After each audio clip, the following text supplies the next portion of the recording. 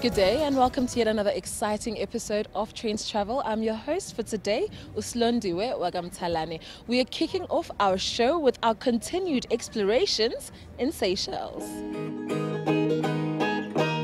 Still in the Seychelles, we make our first stop in Moy Island.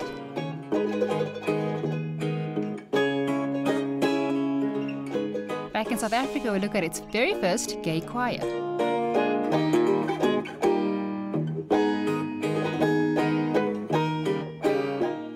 And then for all the foodies, here's a look at what the markets have to offer.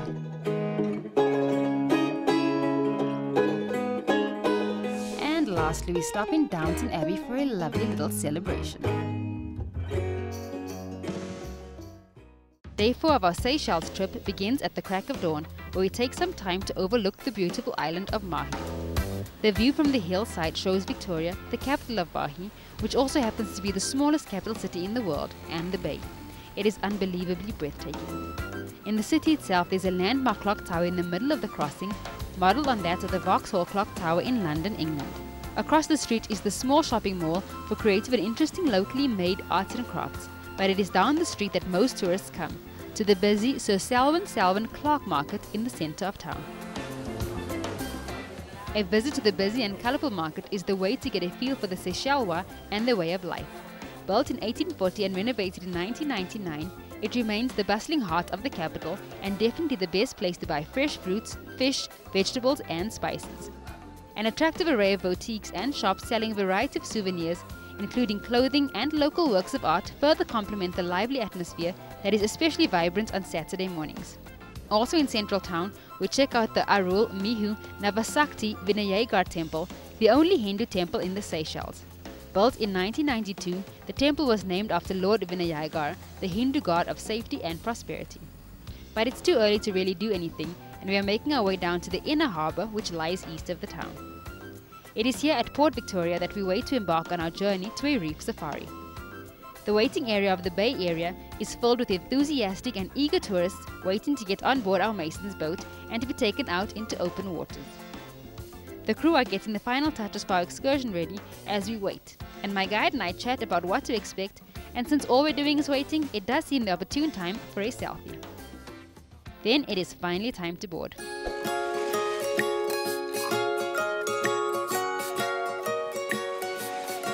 Roughly 20 minutes by slow boat is the St. Anne Marine National Park.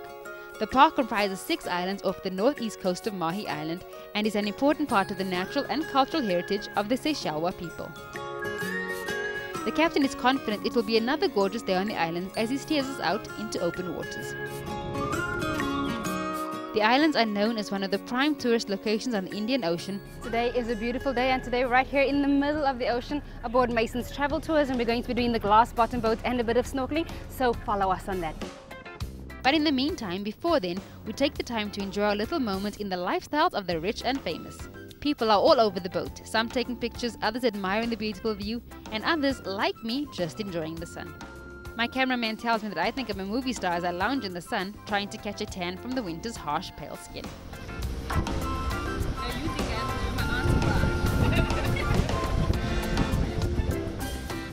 The views are just gorgeous, with all sorts of blues and turquoises as the sun hits the water just right.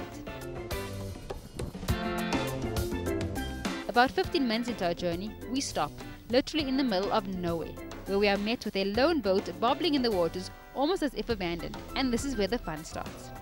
Hey Trenders, we're right here in the glass bottom boat as I said we would be. We're 2 meters underwater. Right here is the glass. We're going to see the fish from there, so stay tuned, it's going to be a lot of fun. A glass bottom boat is just as the name suggests, a boat with sections of glass or other suitable transparent material below the waterline, allowing passengers to observe the underwater environment from within the boat. The space is quite cramped and it is not recommended for people with a fear of confined spaces, but there are emergency life vests just overhead. The colourful underwater world attracts tourists from around the world who come to see the magnificent coral gardens, reef sharks and colourful tropical fish. It is a totally different world down here and is undoubtedly listed as a must-do. Normally in the marine park, in the Seychelles general, there will be like around 800 species of fishes. But in the marine park, there will be like 250 different types of fishes. Normally the fish that we see in the glass bottom boat in the marine park are small ones like the sergeant majors, the butterfly fish, angel fish, platax, and lots more fishes. After about 20 minutes of oohing and eyeing a tropical fish, we are once again back on our boat. But we are not done with these little critters, as we are handed bread and led to the edge of the boat to a literal feeding frenzy. Here you go, guys. Mommy's feeding you. Mommy brought home the bacon. Bacon for the babies. We're only allowed to feed the fish at the captain's go-ahead, and it's quite an experience. It's like just out of nowhere, hundreds if not thousands of fish make their way to the surface to nibble on bread being tossed at them, as if it's expected. While we do that, our captain explains that we are shortly going to anchor and get ready for the main event, snorkeling. It's not my first time doing this, but the thought of being let loose in open waters is a bit daunting, but extremely exciting. It's time to get my gear on and get my snorkel on. Flippers are mandatory. Then it's the goggles, because seawater burns eyes, and how else are we going to see all those beautiful fish? And lastly, the actual snorkel. This one freaks me out a bit because underwater you can hear yourself breathe, which actually takes your breath away. Not a good thing when you are trying to breathe, but here goes. The water is cold when it first touches you, but then it's magical and you are lost in another world. You can continue snorkeling or you can just enjoy the water. I did a bit of both. We're out there for about an hour and then it's time for an onboard lunch. Lunch is simple but delicious. We are entertained by the vocal stylings of our captain, playing his guitar and singing of his beloved Seychelles. To the Seychelles, Isles of Paradise.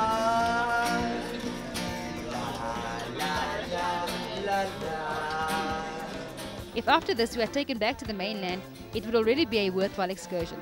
But it doesn't end here and the day is yet young. Our next stop is Moy Island.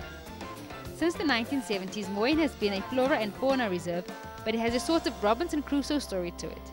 It was purchased in the 1970s by Brendan Grimshaw, a former newspaper editor who was the only inhabitant of the island until his death in 2012. Currently, the island is a national park and can be visited as part of organized trips. Apart from a wide variety of plant and bird life, the island is home to around 120 giant tortoises, the eldest of which is 81-year-old Desmond. There's also a magnificent lookout point, perfect for selfies or meditation if you are that way inclined.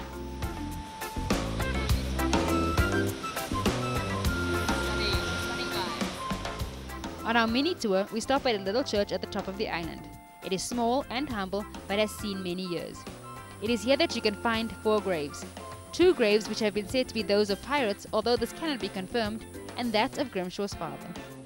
After 20 years of persistence, Grimshaw and his assistant La Fortune achieved their goal of making Moy Island a national park in its own right. It is a very small island and 45 minutes takes you right around it, but totally worth the visit. Then it's back onto a little boat to get onto our big boat to take us back to Mahi. This ride is a lazy one, but once we're back, I'm grateful for the day and ready for the next adventure. If you've just joined us, you've missed our great adventure in Seychelles, but we have lots more for you after the break.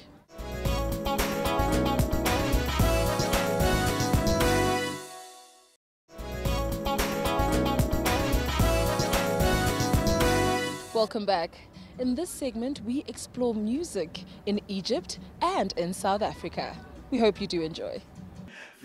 Members of South Africa's Antigay Choir, the first of its kind in Africa, rehearsed at their studio in Johannesburg. The choir was founded last year to stand up against violence and stigma towards the lesbian, gay, bisexual, transgender community in the country.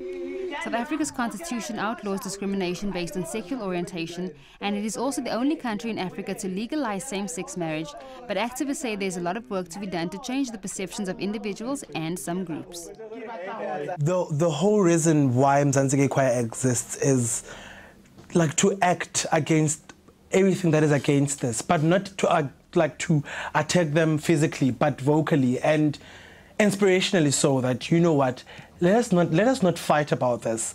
Let us just make peace. Let's be who we are. Be who you are, straight, gay, queer, be who you are, really. Be who you are and let us be who we are. People are going to say things. People are always going to say things. So dealing with the stigma and everything like that, it's really up to you. It does get to you, but sometimes you just have to channel all of the love and the energy that you're surrounded by and that you have for yourself, and just forget everything else that everyone says. She just wants to be. The choir of 20 gay men recently marked their first anniversary with the performance of the Africa's Feather Awards, an annual ceremony organized to celebrate the LGBT community. Their set included Lady Gaga's Born This Way, an anthem for empowerment for the gay community worldwide. Speaking from the awards' pink carpet, members said the choir is a necessary voice of hope for LGBT people around the world. Maybe we have made her blind, so she tries to cover up her pain and cut her woes away. The cover ghost don't cry after the face is made, but there's a hope that's waiting for you in the dark. You should know you're beautiful.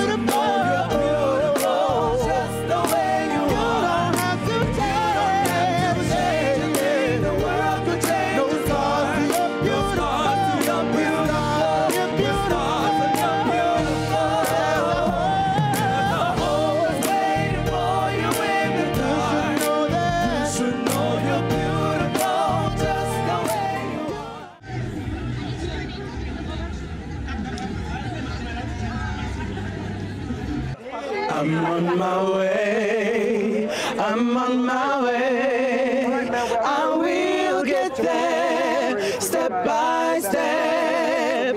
I'm on my way, I'm on my way, I will get there, step by step. My past behind me, better days before me. I'm on my way to my destiny. Now we formed this Antigay Choir, found 20 voices that could come through and actually write to us music, write us out of our misery, write our problems that we share within communities, and also, you know, write us to the future, you know, sing us to a place of hope and getting to where we want to get to.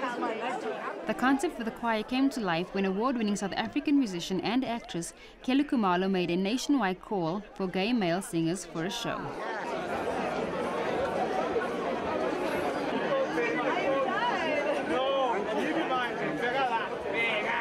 I think they're going very far. I mean, they're the first gay choir to come out openly and be proud. So for me, I think they're taking it very far.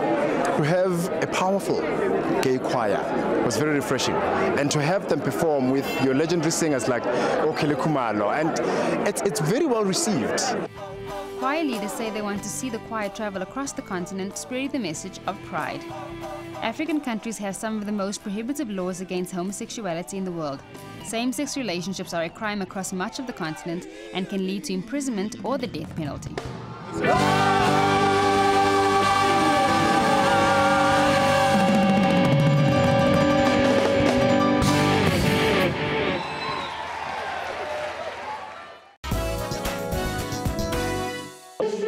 A Lebanese choir founded a decade ago has held its first ever concert in Cairo, part of a plan to expand its unique brand of Arabic a cappella singing and present a new image of the Middle East.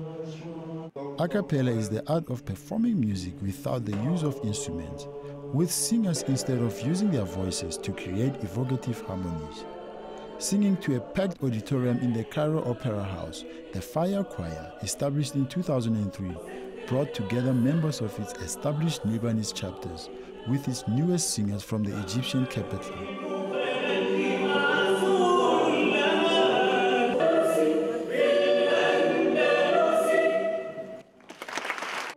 ونحن هدفنا الرئيسي هي نشر التراث الغنائي الأكابيلا العربي بالبلدان العربية، يعني كلمة واحدة مثل سرطان جيد بنروح وين ما كان ما يقدروا يوقفونا، وهذا الشيء بيبعدنا عن كل شيء اسمه شهر، بيطور موسيقتنا. بعدين بنوصل الموسيقى العربية لأوروبا اللي مش واصل كفاية، حتى ما يفكرونا إرهابيين، هن ما شايفين إلا الذبح والحرب، ما عم بيشوفوا تراثنا موسيقتنا. فلازم يتطور الموسيقى حتى نقدر نقدمه للعالم ويقولوا أوروبا بحاجة لموسيقتنا. The choir boasts a total of about 100 members from its original Tripoli chapter.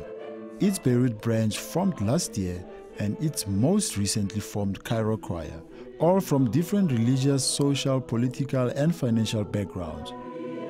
While the West has seen many rising a cappella stars, the singing style is still somewhat new to the Middle East and altogether more challenging.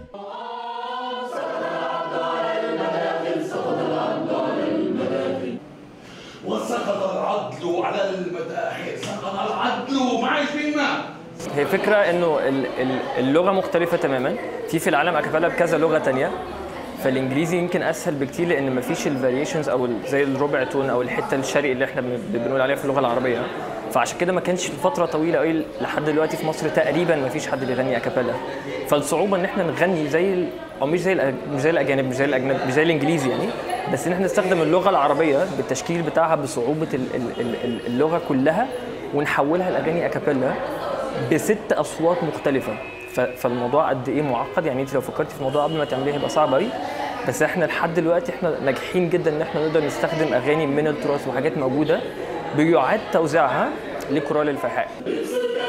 In addition to touring far and wide throughout Europe and Middle East, the group's more experienced members train youth choirs in the north and south Lebanon.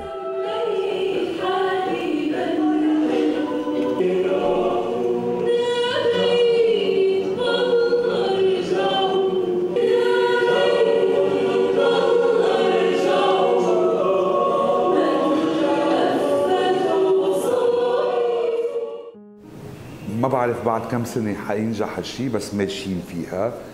نبني كورال العربي ممكن يضل اسمها الفيحاء، يكون بكل البلدان العربية بس مش شهر بالجمعة. الشغل المفروض يكون على طول مستمر. الفرق بيننا وبين الورد يوث كواير يكون ان احنا على طول مع مدار السنة عم نشتغل، نكون حاضرين وين ما كان نروح ونمثل فعلا بالمعنى الكلمة بلدان العربية من كل الشعوب العربية. The choir's repertoire encompasses Latin, English, French and Armenian singing, as well as Arabic music from Lebanon, Syria, Egypt and Iraq.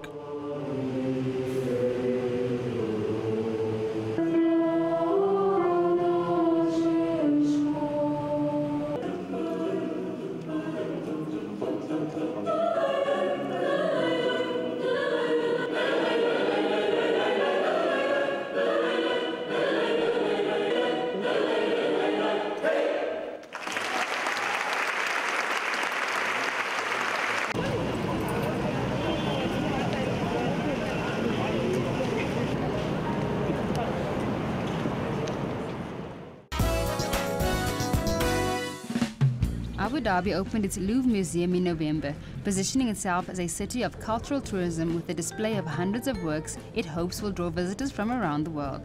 Surrounded by water from 3 sides, the Abu Dhabi Louvre houses 600 artworks it has acquired, alongside 300 works on loan from 13 leading French institutions in its 23 permanent galleries. The artists range from Paul Gauguin and Vincent van Gogh to Pablo Picasso and Cy Twombly. The entrance ticket to the museum is 60 dirhams, which is roughly $16.30, with all 5,000 tickets sold out for the opening day. The Abu Dhabi Museum, which was set up under a 2007 intergovernmental agreement between Paris and Abu Dhabi, has partnered with museums and cultural institutions in the Arab world who will lend 28 significant works. Having invested over $1 billion in the museum, Abu Dhabi is hoping culture will attract tourists.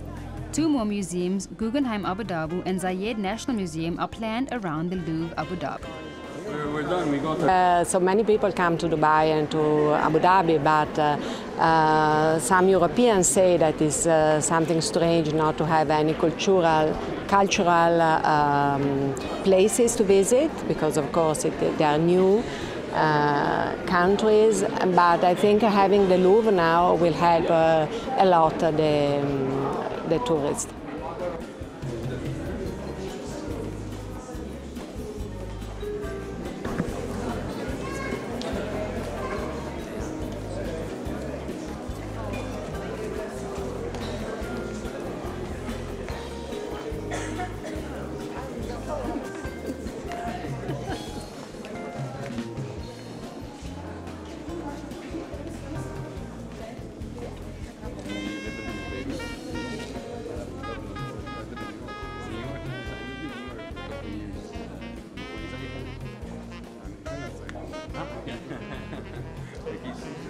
the fact that you have so many different cultures, backgrounds together in the same vitrine and in the same room, mixed together, it shows an openness to the world in a time when there are people who like to be isolated, zealots, and live on their own. This museum gives the message that we are all, at the end of the day, the same human beings, and it breaks the boundaries that differentiate between people and races and religions and origins. It's an extraordinary message that is so needed, especially these days.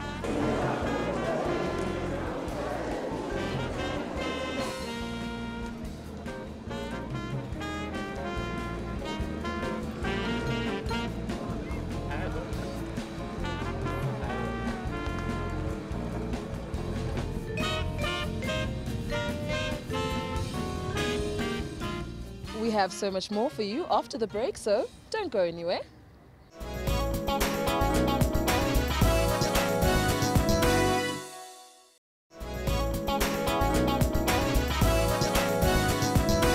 It wouldn't be Trendz Travel without a segment for all the foodies.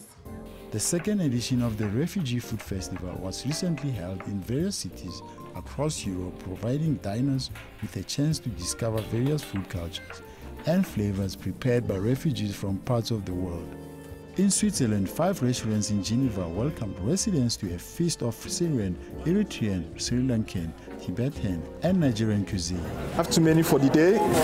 The other one was jollof rice and fried plantain with chicken. Then the second, it's for the vegetarian. It's called coconut rice with fried plantain, all mixed with vegetables. Participating restaurants opened their kitchen to 80 refugee chefs of 29 different nationalities. L'idée de la nourriture pour découvrir une culture, réunir les gens autour d'un plat, elle est excellente. Hein. Et c'est vrai que je pense que le concept est tout à fait porteur. La nourriture, le partage, c'est parfait. Le premier objectif du festival, c'est aussi vraiment de la sensibilisation et de pouvoir montrer et prouver aux personnes qui viennent au restaurant que les personnes réfugiées sont comme vous et moi.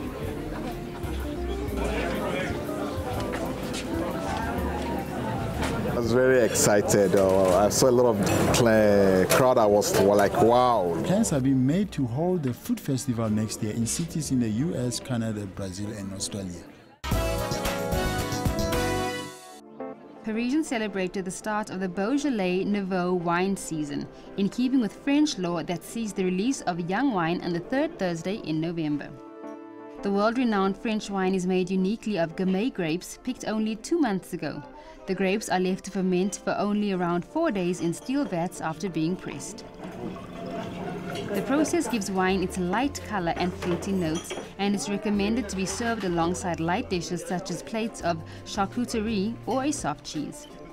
There has been a drop in sales in wine over the past 15 years, but some restaurants and bars still follow the tradition of drinking the annual Beaujolais Nouveau.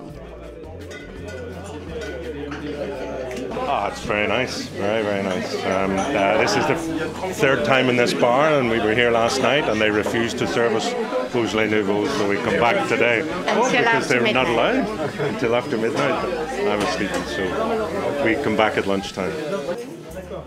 And while the popularity has declined in France, Asian countries such as Japan have picked up on the tradition and now also celebrate the uncorking of this young wine.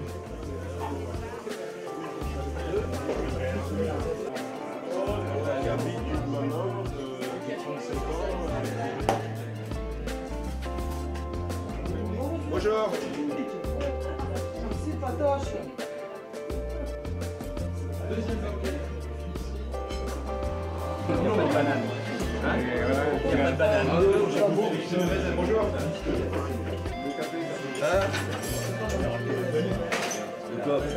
Mais voilà quoi, il est là, donc c'est important, ouais, on le goûte. Je dis pas qu'on va l'acheter tous les jours, mais au moins ce jour-là on va le faire, ouais.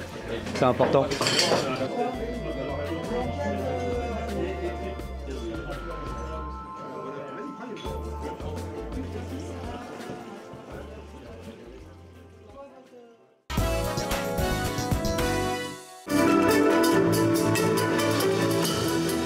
Violins and cellos shared the spotlight with spoons and spatulas in their first ever food opera concert in Paris.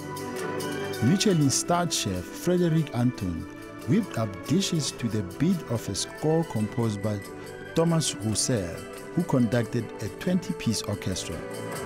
On the three-course menu at the Trianon Theatre were curry-laced crab caviar, scorpion fish with rhubarb, and montane petals with glazed souffle with caramel and cider.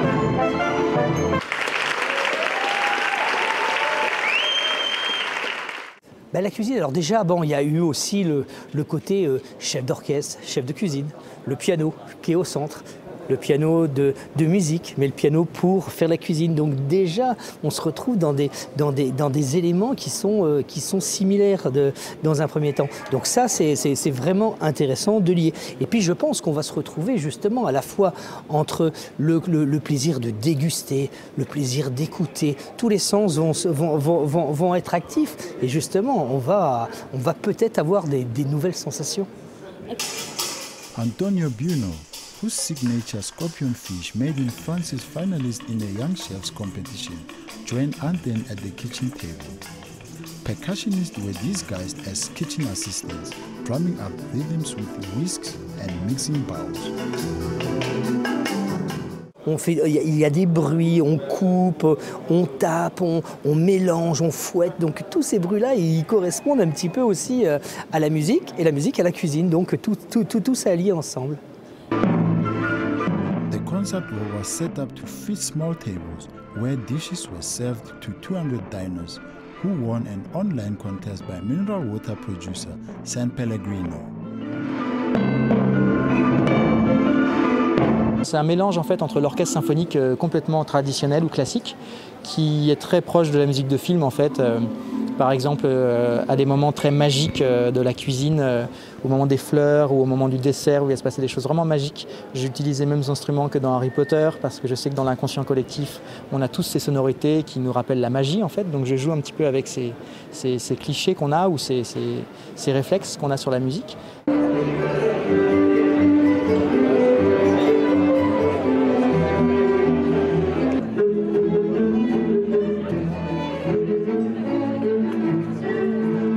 On allie juste la bonne cuisine avec la bonne musique. C'est une expérience, c'est assez nouveau, j'ai l'impression. Je ne sais pas si ça se fait beaucoup. Mais pour l'instant, on apprécie, on verra par la suite.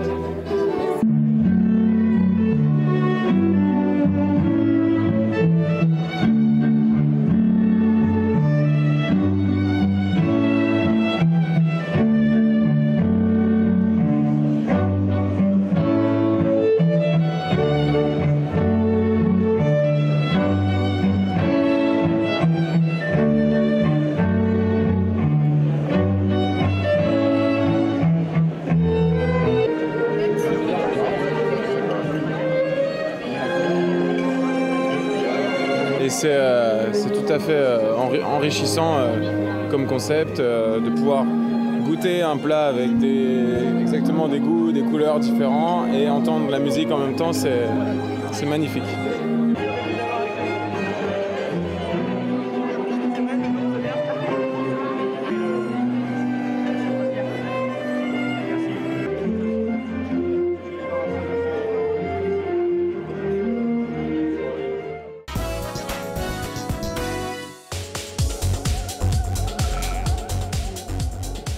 A golden egg sits in a garden in chilly Paris, but it is 65 degrees Celsius inside. The solar egg sauna by Swedish artists Mac Bigert and Lars Bergstrom was originally installed in Kiruna in the Swedish Lapland, commissioned for a project that addressed the displacement of a community due to iron ore mining. And this is what we've always been hoping for, that we could make an artwork that people actually interact with. And it's sort of absurd to see this naked people, or almost naked, sort of going into this egg. and are being closed in by this golden shape out in the landscape of snow. But here it's quite different. Here it's reflecting this season, where it's autumn. So this was also unexpected. Of course, there's all these leaves, and it kind of gives the egg another identity. Last spring, residents of Kiruna could use the sauna, a Swedish tradition, to warm up in the Arctic climate and gather as debate raged on about their town's radical transformation. With a shell constructed with solar panels and stainless steel mirrors coated in titanium gold, and the interior in pine and aspen, the sauna can hold 8 people and is surprisingly efficient, heating up quickly with minimal use of wood. Bigot said the egg shape symbolized the hatching of new ideas, while the multifaceted mirrors were to reflect the surroundings and issues such as climate change and sustainable development. In June, the mobile sauna was broken down and reconstructed in Björk-Leiden near Norwegian border. The artwork's current stop is the Swedish Cultural Center in Paris, where it will be open to the public for the next 3 weeks.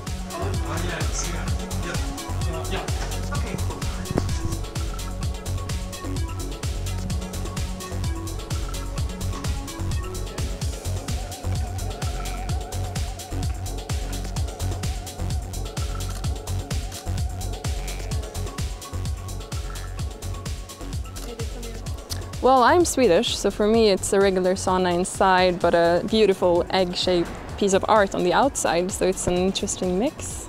But it's very, natural. It's the fire and the wood, and it reminds me, at least, a lot about nature itself.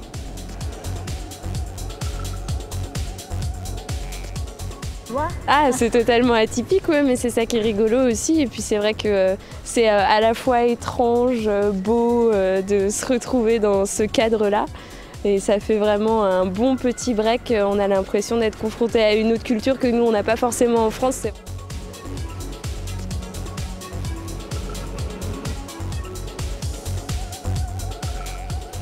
And the idea with the mirrors, doing it like this, was trying to mirror all these questions. I mean, there are questions about the Arctic climate, but there are also questions about the mining and the movement of the city. So that's why it has the facets.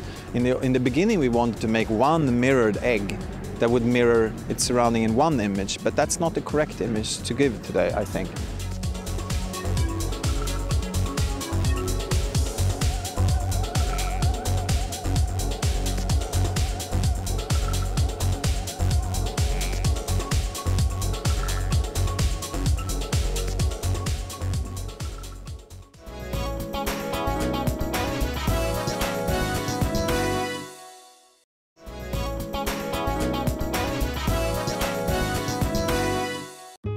Fans of a popular British drama Downton Abbey will have the chance to experience the elegant life at the Highclere House when Downton Abbey the exhibition opens in New York.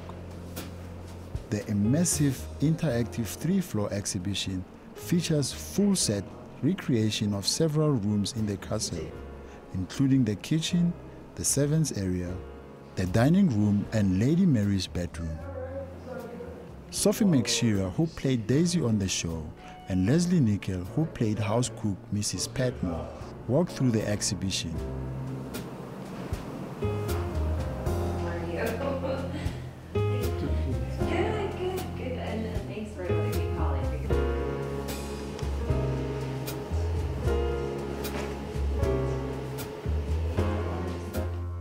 You really do feel like you're just thrown into the house.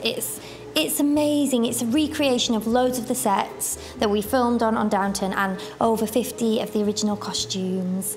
It's such a beautiful exhibition. We got a bit teary. The music sounds us a bit silly, yes. Yeah. Very emotional. It's really nostalgic for us, and it's so, the details are so perfect. That the proper designer's been here, hasn't he? He's really been on it, doing it properly. Yeah, so it's just got that Downton feeling as soon as you walk in. Actual items used in the television series are on display, including the full Sheena set used in the Crawley's glamorous dining room and the bellboard from the Sevens dining room. Also, more than 50 costumes worn in the show are on display alongside 26 hats and 4 wedding gowns.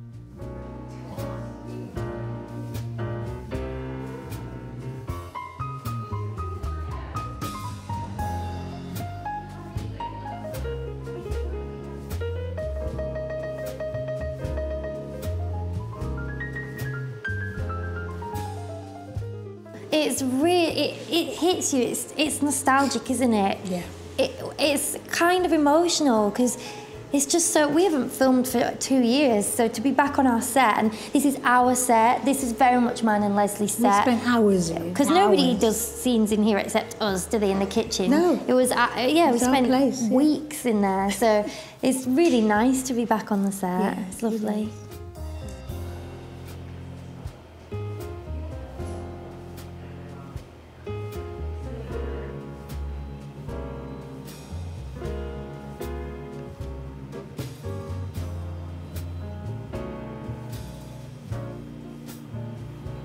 They can go and visit Highclere Castle because it's a proper house in England, but they can't visit this because this was a set in West London in a film studio. But now they can because here it is. Yeah. And of course it doesn't exist in England anymore, unlike the house. And yeah, this is like seeing the real thing.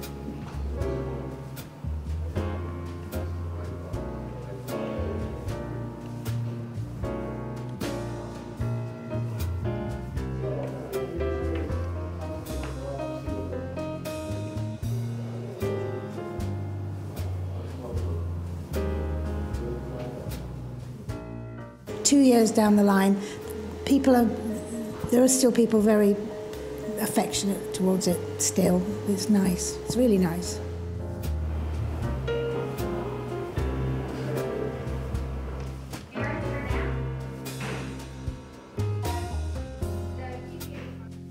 I don't know, because I always say we have to keep it in the realms of actual history, don't we? Because I wanted her to go off and be Prime Minister. Yeah. But she had very high hopes politically when we left her. Well, considering where she started from, that's a big leap, isn't it? She's doing really well. Yeah. I loved that journey of how she started, because I started all sort of wide-eyed and frightened. A little thing in a fireplace. Yeah, and very grubby. I had all dirt everywhere doing the fires, and by the end you didn't look that bright, really. No, did you? she was very, I was really dopey. I don't know what. I definitely got a little education along the way. Yeah. Videos and other historic displays will detail for visitors the fine points of British society and culture. Downton Abbey, the exhibition, debuts in New York City this week for a limited run. It will then travel to several other US cities.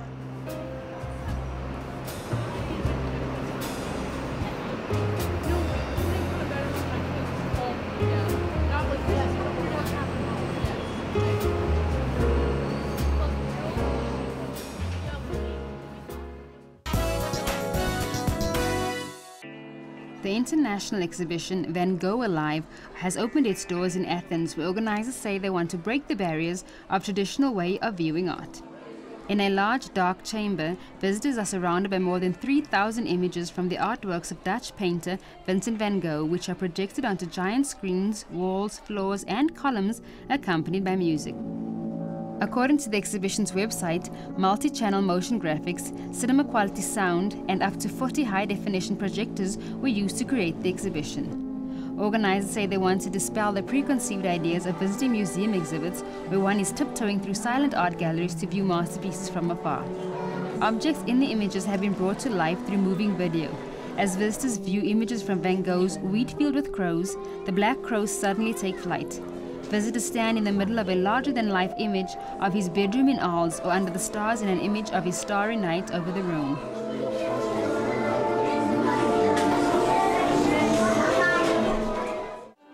So, we want people to feel like they're inside Van Gogh's head. They have Van Gogh's feelings. We want them to... Yanis Mustakas, Assistant Managing Director of Louvre Limited, the Greek promotional company behind the exhibition, said the idea is for visitors to be surrounded by their art and share Van Gogh's thoughts and feelings as he was painting and to go inside his head. The travelling exhibition is taking place at the Athens Concert Hall and is organised by Grand Exhibitions, having already been on display in several countries including Germany, Italy and Russia.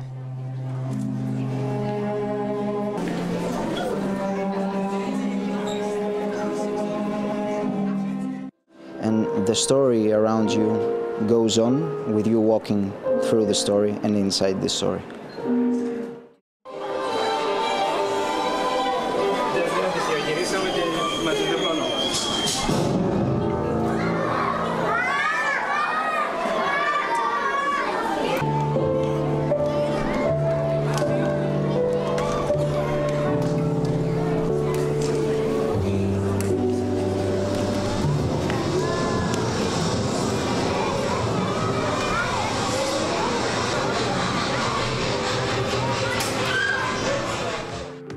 Έχεις πάρει έτσι μια ιδέα, αυτό είναι μια άλλη οπτική, μια άλλη διάσταση που σε βοηθάει έτσι να το δεις και διαφορετικά και να ονειρευτείς μαζί με τον ζωγράφο, να ζήσεις και εσύ κάτι άλλο, ίσως και να μπεις και λίγο στο πνεύμα του, στον παραλογισμό του, έτσι όπως το παρουσιάζουμε. Πολύ ωραία, το όνομά σας.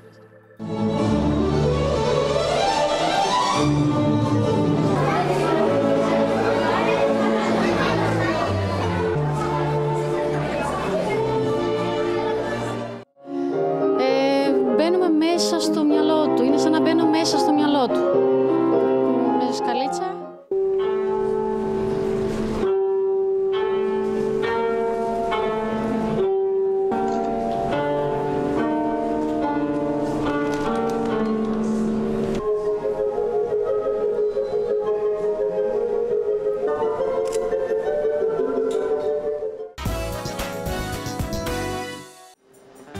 The long-awaited Museum of the Bible, boasting thousands of biblical texts and artifacts, is set to be opened just a few blocks from the US Capitol. From fragments of Dead Sea Scrolls and cuneiform tablets to high-tech exhibits and a biblical garden, the museum's creators hope everyone will feel welcome. Hobby Lobby's Steve Green, the museum's chairman and founder, acknowledged that many would suspect the museum of having political aims given its proximity to the Congress. Hobby Lobby and the Green family drew headlines in 2014 when the Supreme Court ruled that the Oklahoma-based craft store chain and Conegosta wood specialist of Pennsylvania could refuse to cover contraceptives in their employees' health insurance due to religious beliefs of their owners. Museum is for all. When we say our mission statement is to invite all people to engage with the Bible, it is for all. Even if you're an atheist, we want you to feel comfortable coming in here, realizing that we're not pushing our agenda, our faith. We just want you to learn about this book and be inspired to open it up and read it when you leave. Earlier this year, the Bible Museum ran into controversy when Hobby Lobby agreed to forfeit thousands of illegally smuggled ancient Middle Eastern artifacts. I think that many would argue that is why we're here. We're here because our survey showed we would be best attended in this city, which makes sense because that's where the heart of museums in our country is. But the fact that we're just down the street from Congress doesn't hurt either. I have no problem with congressmen and women coming in here. They ought to know the foundation of our nation. It is built on a biblical concept, and so there's no sign that says no congressman allowed, no congressman allowed. It is for all, whether they're in government or business or whatever their profession is. We want to invite all people to come and learn about the Bible. The forfeiture included some 5,500 artifacts purchased by Hobby Lobby Inc. that originated from the region of modern-day Iraq and were shipped under false labels, as well as an additional $3 million to settle the civil charges according to the Department of Justice.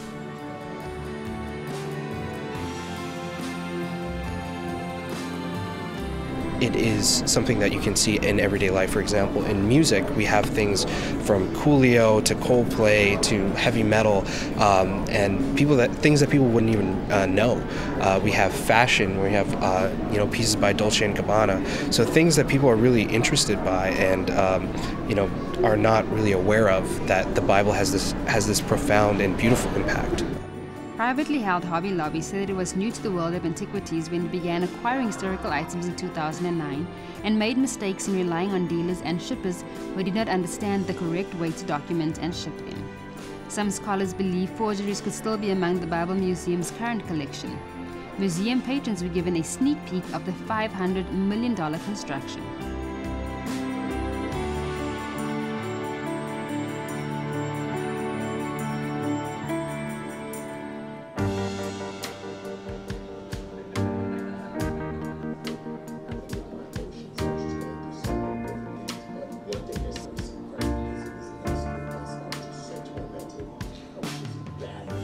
Well, we are engaging leading scholars ourselves, and they are doing research. If there's something that's not what it claims to be, we want to know about it, and we'll share if we find that out. But we're using the best technology, new technology that is being developed to try to learn as much as we can from the items that we have, and we will share with whatever we find with the public as we find it out.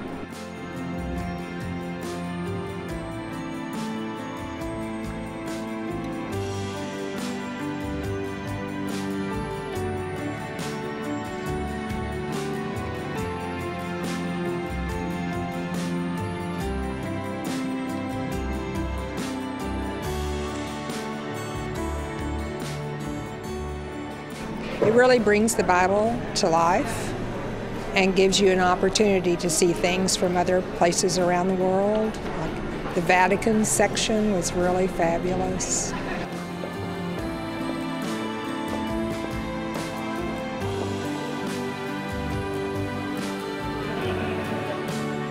It was great to find out that they were actually working on this museum. I mean, it surprised me that right in the middle of DC they'd be building it, and I thought, well, that's got to be really expensive, and it is. So we were happy to try to help a little bit with getting it started, but it's even better than I thought it was going to be.